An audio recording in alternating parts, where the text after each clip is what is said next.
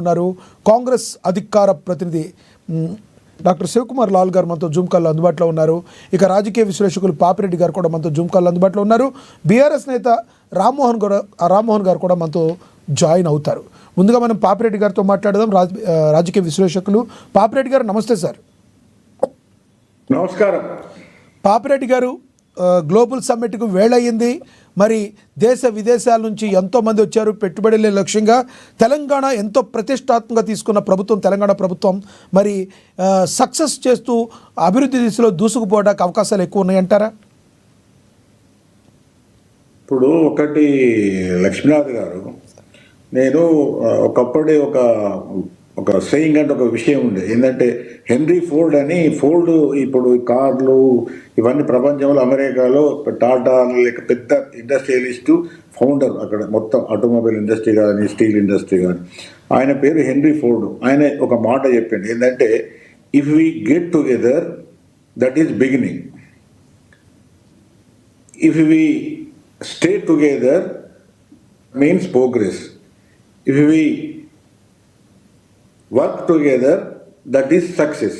అయితే ఇప్పుడు దీనిలో ఈ కొటేషన్లో మనకు అర్థమైందంటే, వి టుగెదర్. ఇప్పుడు మొదట్లో ఫస్ట్ ఒక మెగా ఈవెంట్గా ఈ world summit, rising Telangana, global summit, rising Telangana, ఇవన్నీ ఒకటి ఏంటంటే స్టార్టింగే ఒక పెద్ద అంటే ఒక మ్యాసివ్ స్కేల్ అంటే ఒక పెద్ద ఎత్తున పెట్టడం, హోలిస్టిక్ అంటే అన్ని రంగాలలో కూడా దీన్ని కవర్ అయ్యేటట్టు, ఒక ఇండస్ట్రీసే కాకుండా మొత్తం తెలంగాణ రాష్ట్రానికి, తెలంగాణ ప్రజలకు, తెలంగాణ రాష్ట్రంలోని అన్ని రంగాలకు కూడా ఈ గ్లోబల్ సమ్మిట్ యొక్క అనుసంధానం చేసి హైదరాబాద్ సిటీతో పాటుగా తెలంగాణ రాష్ట్రాన్ని ముందుకు తీసుకోవాలి. అయితే దీని లక్ష్యం కానీ ఆశయాలు కానీ ప్రభుత్వం చెప్తున్న విషయాలు కానీ ఇవి మనం ఆహ్వానించాలి. ఎందుకంటే ఒక విధంగా ఒక పెద్ద కాంప్రహెన్సివ్ అంటే ఒక సంపూర్ణమైన ఒక విజన్ 2047 అంటే ఇప్పుడు 25 అంటే 22 సంవత్సరాల సుదీర్ఘ కాలానికి సంబంధించి తెలంగాణ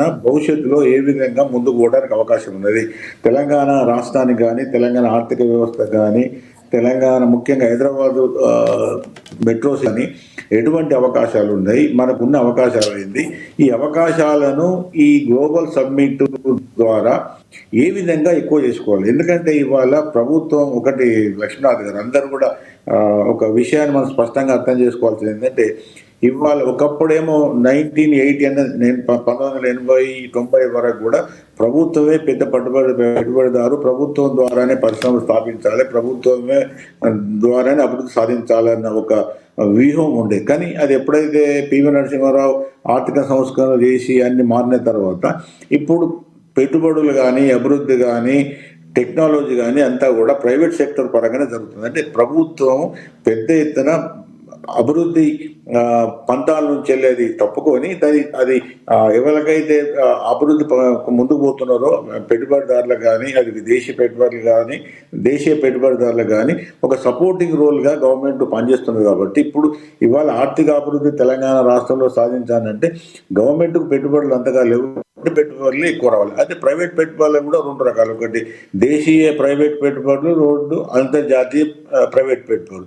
ఈ గ్లోబల్ సమ్మిట్లో ముఖ్యంగా ప్రభుత్వం కానీ ముఖ్యమంత్రి గారు చేసేది ఏంటంటే, ఇక్కడ ఉన్న ఇండియాలో ఉన్న పెద్ద పెద్ద కంపెనీలు టీసీఎస్, ఇన్ఫోసిస్ మొదలు పెడితే టాటా అనేక పెద్ద పెద్ద ఏవైతే ఉన్నాయో అదాని, అంబానీ అన్ని వాళ్ళని కూడా, వాళ్ళ కంపెనీస్ను కూడా ఈ సబ్మిట్కు పెద్ద ఎత్తున ఆహ్వానించడం జరిగింది.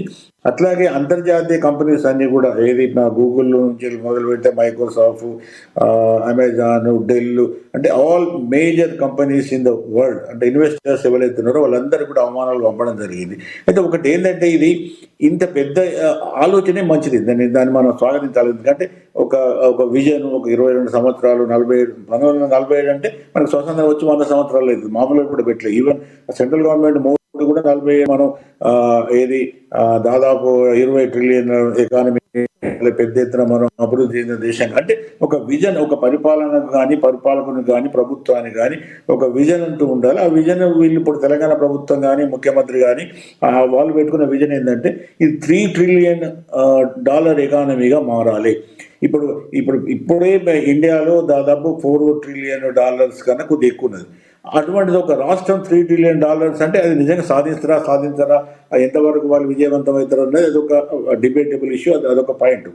కానీ ఆ విధంగా ఆస్పైర్ అంటే ఆ విధంగా కోరుకోవడం, ఆ విధంగా ప్రణాళిక తయారు చేయడం, ప్రజలను సహాయతం చేయడం, ప్రభుత్వ యంత్రాంగాన్ని కానీ పెట్టుబడిదారులను కానీ చేయడంతో ఏంటంటే నేను ఇప్పుడు ఇంతకుముందు నేను కొటేషన్ చెప్పినట్టు గెట్ టుగెదర్ అంటే ఇవాళ ప్రపంచంలో ఉన్న దేశీయ పెట్టుబడిదారులు కానీ, దేశీయ టెక్ దిగ్గజాలు కానీ, విదేశీ పెట్టుబడిదారులు కానీ, విదేశీ టెక్ దిగ్గజాలు కానీ ఒక దగ్గర కూర్చొని ఫేస్ టు ఫేస్ మాట్లాడుకోవడం అనేది అది రాష్ట్రానికి ఒక గొప్ప శుభసూచకం. ఎందుకంటే ఇంతమంది ఒక దగ్గర కలవడం అనేది సాధ్యం కాదు.